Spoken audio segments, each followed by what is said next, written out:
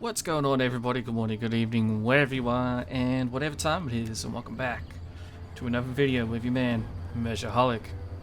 Ladies and gentlemen, welcome back to my Rise of the Julia campaign for Total War Rome 2, Divided Impera, Episode 8. Today we are starting off by diving headfirst into another Ligurian invasion. Last episode we dealt with some Gauls coming down from the north. As you might remember, they stabbed me in the back while I was fighting Carthage, and now we are basically trying to stem the tide of basically the barbarian tsunami that is smashing into our backs. We weren't prepared for this at all. The Second Legion has barely been mustered, but Lucius did lead them to an excellent victory in the last episode, and hopefully he can continue that now. He still hasn't recruited many troops, but what he does have has to be good enough.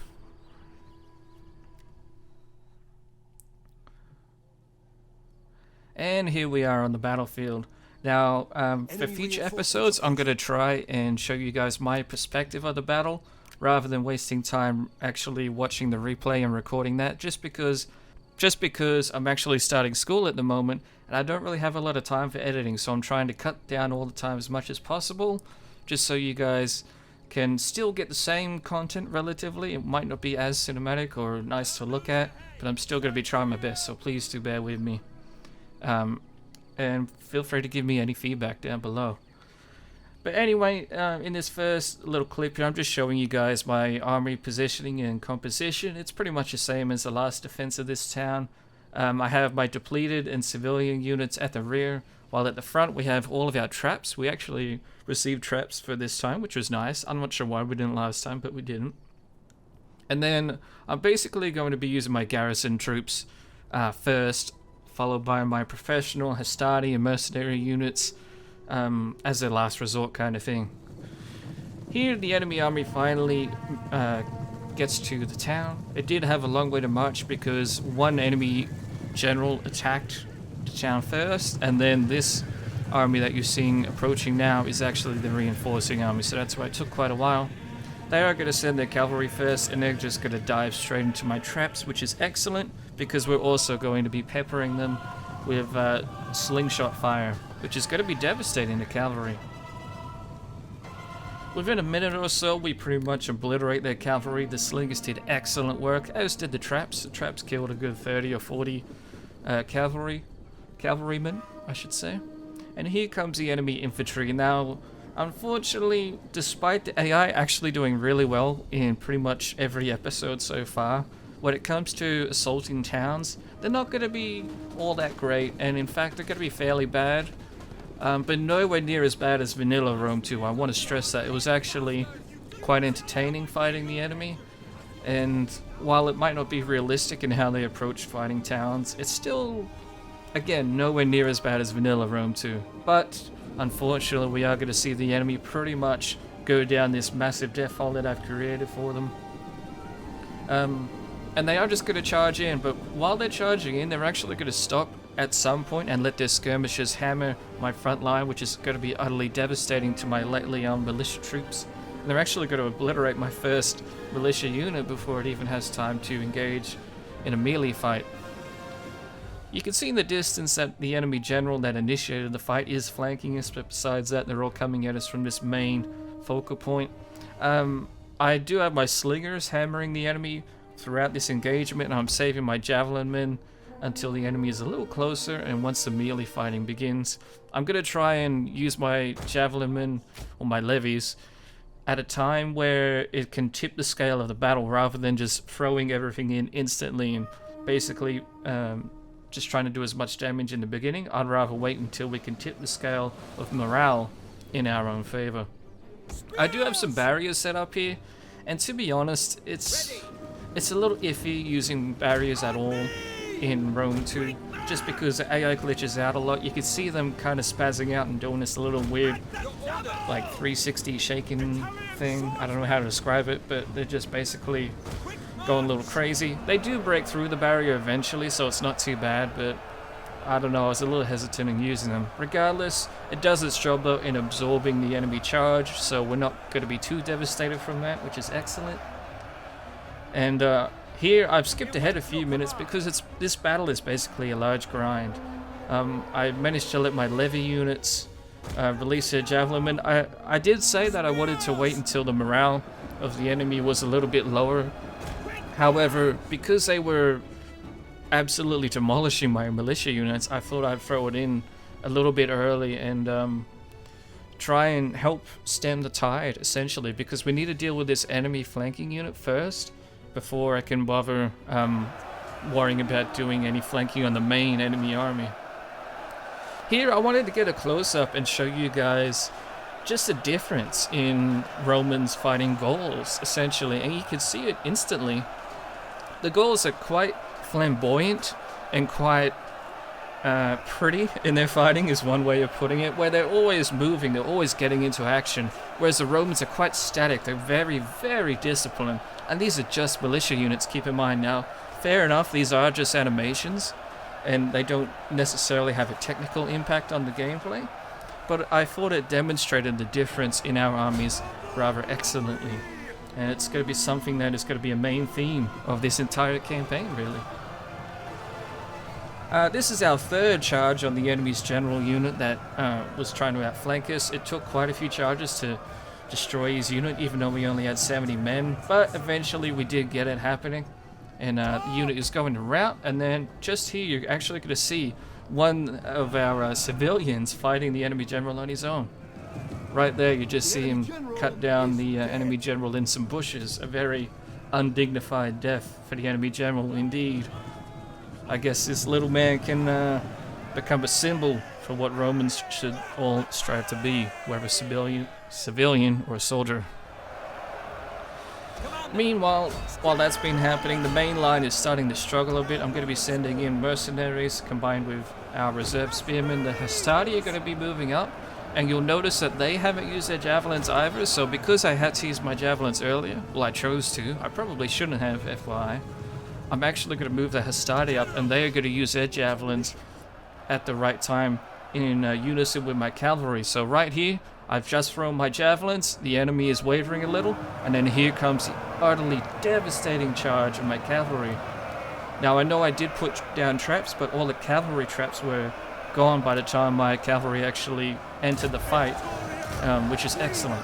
So now we get to charge in, my cavalry isn't going to take any insane amounts of damage, and we're going to see mass routs across the entire front line here.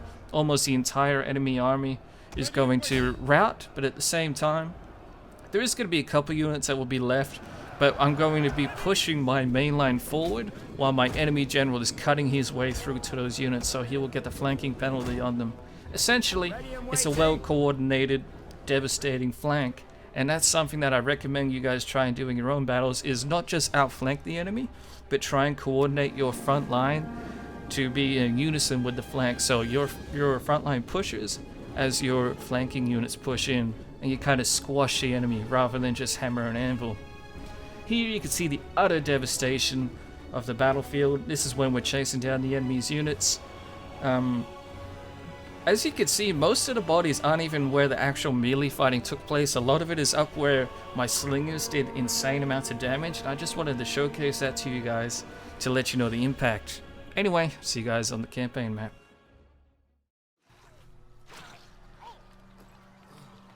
And there we have it, another heroic, decisive victory for Lucius. Lucius is quickly becoming Lucius the Great, to be honest. He is accomplishing some massive victories, really. While the numbers of the armies aren't really all that massive, the impact that losing these battles would have would be astronomical. So Lucius really is, he's worthy of upholding the Julia family name. Definitely, he's proven to be an extremely capable commander. Here I was just hovering over some of the stats. Our garrison did get depleted a fair bit, not too bad. And our professional, actual army of the 2nd Legion performed very well overall. Lucius himself killing over 1,200 of the enemy men. Well, killing and capturing, that is absolutely insane. Definitely has the blood of Caesar flowing through him. Down here in the south in Sicily, I'm still kind of debating what I want to do. I really would love to invade, and as you can see, Carthage actually has no forces in Sicily, so now would be the perfect time, except southern Italy is still at risk of revolt. It's on the very edge of revolting, in fact. We're around the 90 area, around 80 to 90 in the negative of public order, and it's only going down extremely slowly. I'm going to have to actually put the First Legion into patrol mode, and I'm going to have to repair Crescentia now that we actually have some money from winning some battles, as almost every single battle, well yeah, every single battle does give you money now in Divided Impera, which is awesome. A feature I've been wanting in Rome for a long time. I did consider getting a governor for down south, but they cost over 10,000 each, so that's just not really an option right now. So we're going to have to do the long hard grind, getting southern Italy back into shape. And then up here, just as I end the turn, the Insubres do come for Ariminum again. This is going to be an incredibly hard battle, as our garrison is down to roughly half strength, maybe just over, and the naval forces are doing fairly well. One of the units did get a little depleted, but they have recovered. So this is going to be another tight battle, because remember, Ariminum controls all of our trade, so if we lose this, we lose all of our income. This is another battle of massive importance. And this is how we're going to start. We're going to start by landing the navy, just like last time. We're going to be landing them outside the town with some slingers and some of the garrison javelin units that are on ships as well at the start. However, different to the last battle that we had here, the enemy armies are actually going to be split up because they attacked us with the remnants of the last army. They're going to be starting on the battlefield already, and they're going to be charging straight into us, whereas the enemy army is going to be coming in from a different angle, although it took me a couple minutes to notice this. Not a lot to say about our composition of the garrison. It's basically the same as last time. All of our Italian guard units are going to be in the main alleyway where we're going to be expecting the main fighting, and then my civilians are going to be on the flanks trying to delay as long as possible to allow my main force to arrive. And the enemy will be doing the exact same as last time, charging in with their cavalry, followed up by their main forces.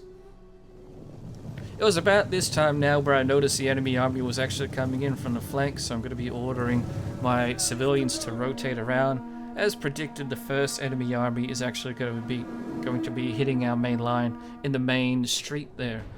Our navy has pretty much landed and has now become our main land force, and they're going to be moving in pretty quickly. We need to hurry if we're going to support the garrison in town, and we need to eliminate this first smaller army very quickly in order to rotate and deal with a major army coming at us from the rear.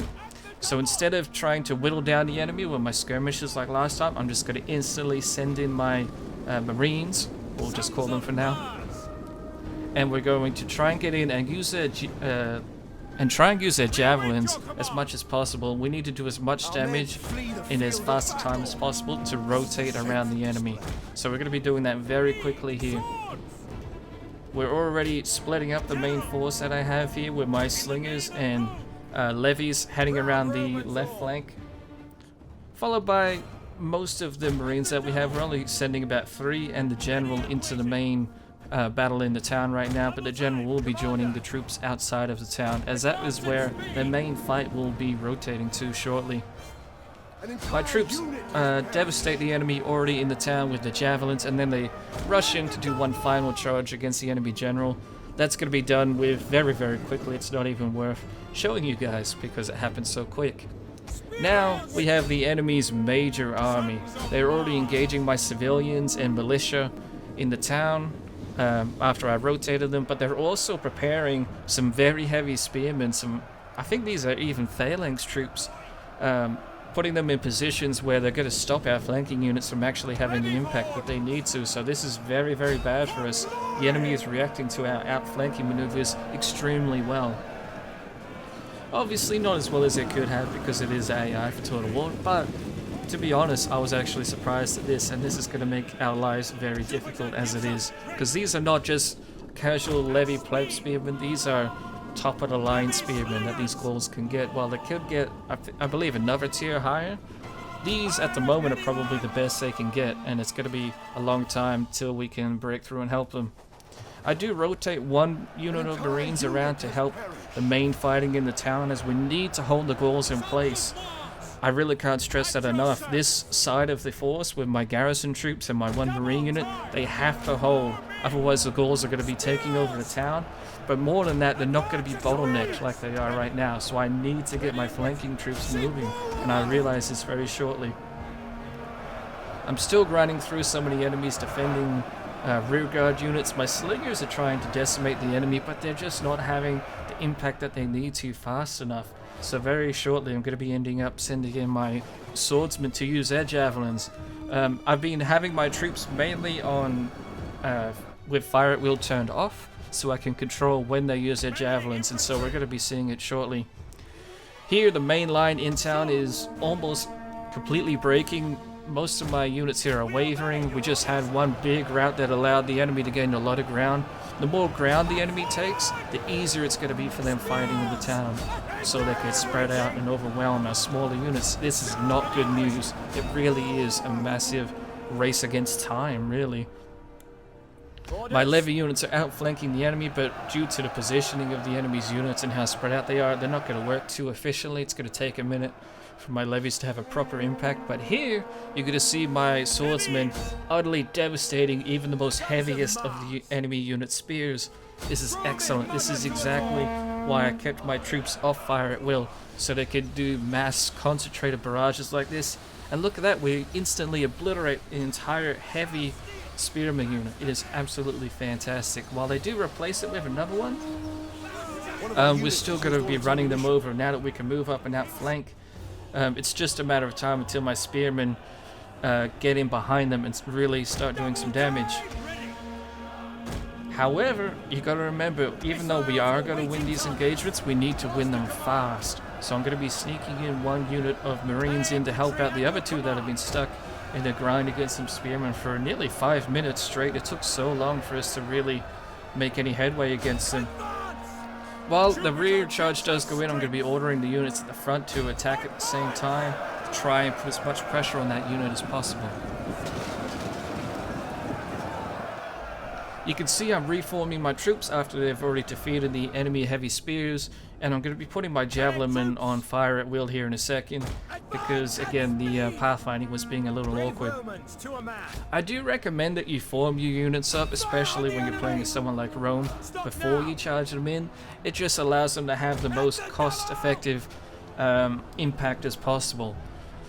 You don't want to clump your units up against your enemies. You want them to be spread out. You want them to be firm and strong when you attack. You don't want them to be in spaghetti lines or something like that, like you would in vanilla Rome 2.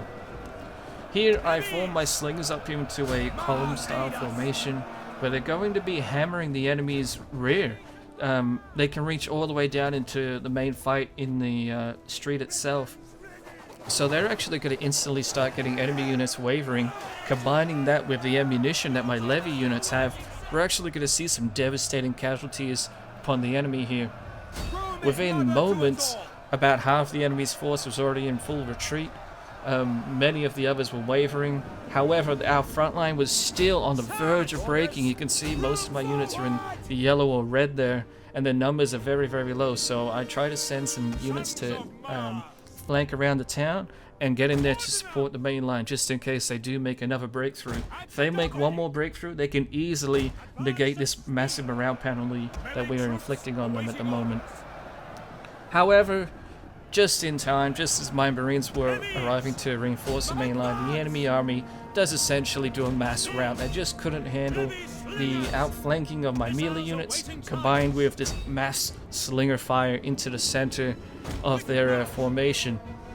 This is probably the biggest downfall of the Gauls, is that they're exposed to rear attacks from projectiles, but also they get extremely tired. So after grinding the Gauls down for quite a while, they're going to be extremely tired and extremely easy to rout. And with that, we get another exceptional victory in the town of Ariminum.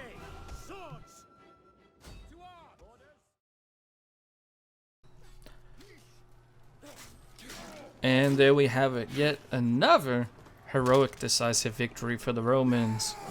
I forget the name of this gentleman, but he is of the Cornelia family, he isn't of the Julia family, so it's going to be interesting to see how this naval commander's victories are going to impact Cornelia family's influence, which of course it will increase over time. Might even cause us issues with civil war later on. Not a lot to say here about the statistics, so I'm just going to skip ahead to what happens before I even get my actual turn here. And the Ligurians come groveling to us for peace. This is glorious, and this is awesome for two reasons. One, we need this in terms of gameplay. We need the Ligurians to back off so we can focus on fighting the Insubres and Carthage.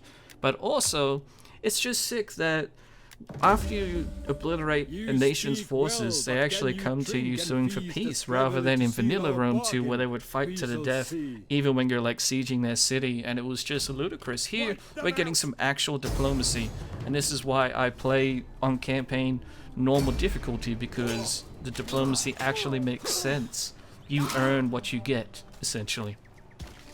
Here, the 2nd Legion is going to march out and finish off that Insubres force. They did run up into the mountains here.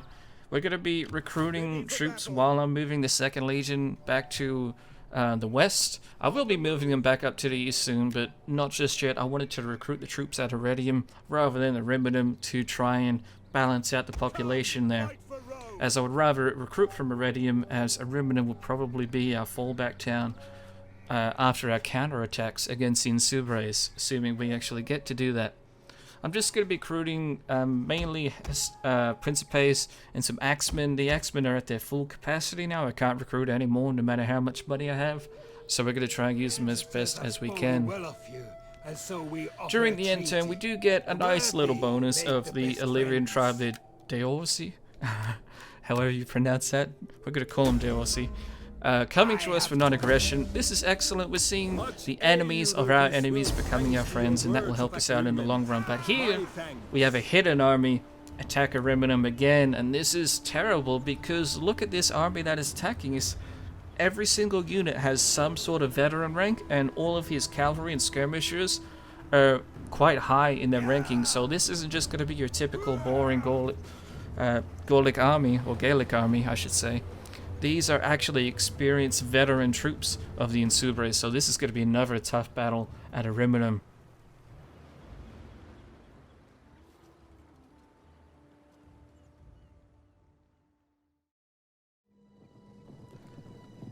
Now, I know that we've had a lot of battles in these towns, and we've had a lot of battles that are similar to this. This is the most risky battle we've had, so I am going to show this one, but in the future, I'm going to be cutting out battles like this, and I'll just tell you guys the results of what happens, because it's getting a little ridiculous now. But I thought I would showcase this to you guys, at least in summary, just because of how experienced the enemy army is, and how this is going to, if any of the Insubres armies are going to break out offenses, it's going to be this army, just because they are so well trained. One of our units has used all its ammunition. Skipping ahead a couple minutes here, my slingers are hitting the enemy cavalry from behind. They are doing their usual thing of basically charging into our garrison troops, except they're charging into 2 different streets rather than just the one, and they're actually going to cut through all of our troops very quickly, because you'll remember my garrison was severely depleted from the last battle here, and we've had this is our 3rd battle in 3 turns at the same garrison town, so the garrison is actually going to get obliterated very, very quickly.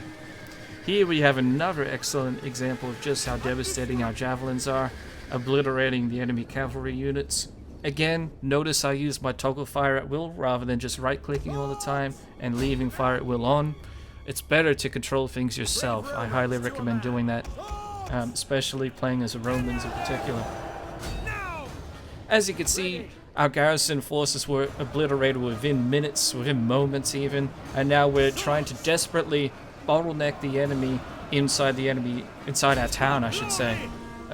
Even my general right here has to get involved on the right flank, which is a little scary. Him fighting on his own, if he gets taken out, our troops are not going to be as disciplined as you would expect of Roman troops. So we're going to be trying to form up with our one advantage, which is our skirmishers and our slingers. We're going to be trying to outflank the enemy and hit them from behind and then the flanks, as all of my melee troops are now engaged on the main front line and trying to hold the enemy in place.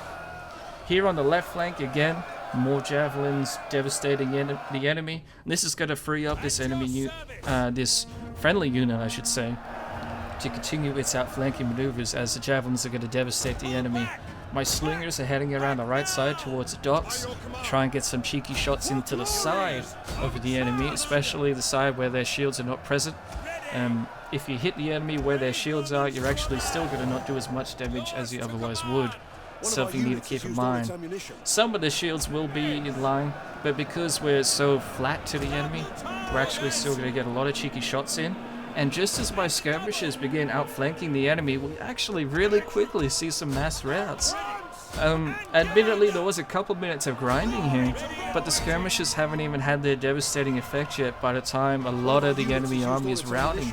It's pretty incredible that they were routing. I'm not sure why. The enemy general is doing fine. He wasn't dead. He was fighting though.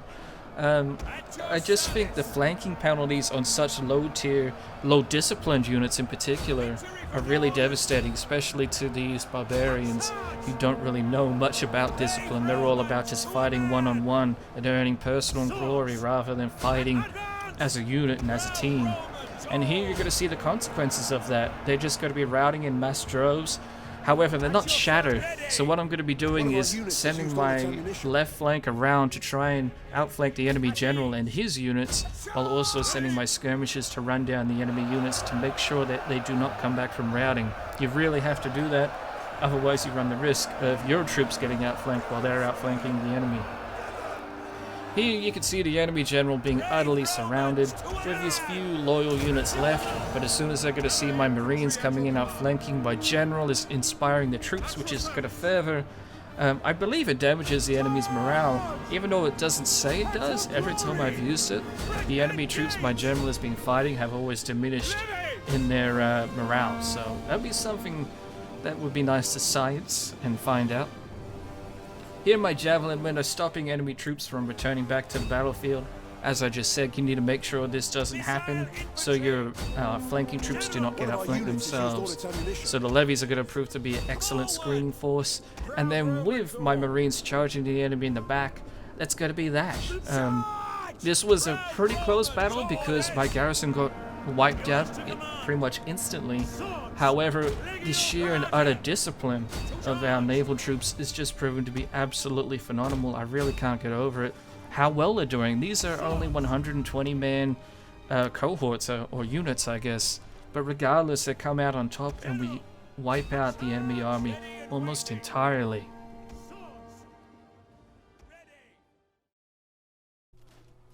Rather annoyingly, the enemy does have a few units that do survive, which are actually going to run away and possibly re-recruit some troops. I'm not too sure. But our garrison nearly got entirely wiped out here, despite us not losing too many actual units. Well, actually, we didn't lose any at all. They're all on the brink of being utterly destroyed. So this is not good news for us. We need to reinforce Ariminum as soon as possible. Despite this, though, the First Navy is still in decent shape. They have lost a few troops, but most of those will be replenished within a turn or two at the very least. Here you can see the 2nd Legion has been massively improved. It is almost at the point of being a fully fledged legion. Unfortunately, we don't have any cavalry yet, but we don't have any time to mess around. So what I'm going to be doing now that we're at peace with the Ligurians in the west, we're going to be moving the army to the northeast and trying to scare away the Insubres and wipe out their remaining armies. As you can see, we have another full stack coming out from their territory now, which is not good. The remnants of the Battle of Ariminum do manage to run away from us, which is quite annoying. And I sat at this screen for quite a few minutes trying to figure out exactly what I want to do with the 2nd Legion. Did I want to try and get it near Ariminum so they can be reinforced by the Navy and the garrison? Possibly. I wasn't sure if it will work. Do I want them to fortify their stance? Do I want to move them to a better position on the campaign map? There was a lot of choices here, and a lot of them were very critical. I had to make the right call. And so I'm going to go with the fortified stance. However, I'm going to move the army just into the edge of the forest here on the campaign map, which will have an effect on the battle that we're probably going to have to fight in the next episode. After we defeat this army, though, this should be the last of the Insubres forces, at least for a few turns. We have wiped out, 3 or 4 of their armies so far. And they have this massive stack coming at us, and while they are Gauls, they can recruit very quickly. after we defeat that army, we should almost certainly be on the offensive. Very quickly, just down here in the south, we are seeing some things improve in southern Italy. However, now that it's been a few turns since we last looked at Sicily, we're going to actually see that Carthage is getting a little bit more active with their military down here. We're going to see a large navy forming, and we're going to see even more forming in the few turns to come.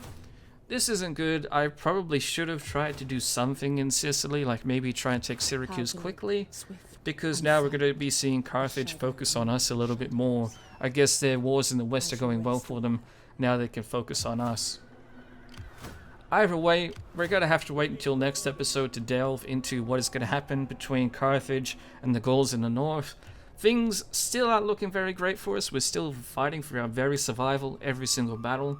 But all in all, things are starting to turn around very slowly for us. We need to start taking towns and also liberating them to try and create some allies to help us in this war against our most aggressive neighbors. But again, we'll have to wait until next episode. So thank you all for watching. Hope you guys enjoyed, and I shall see you in the next one.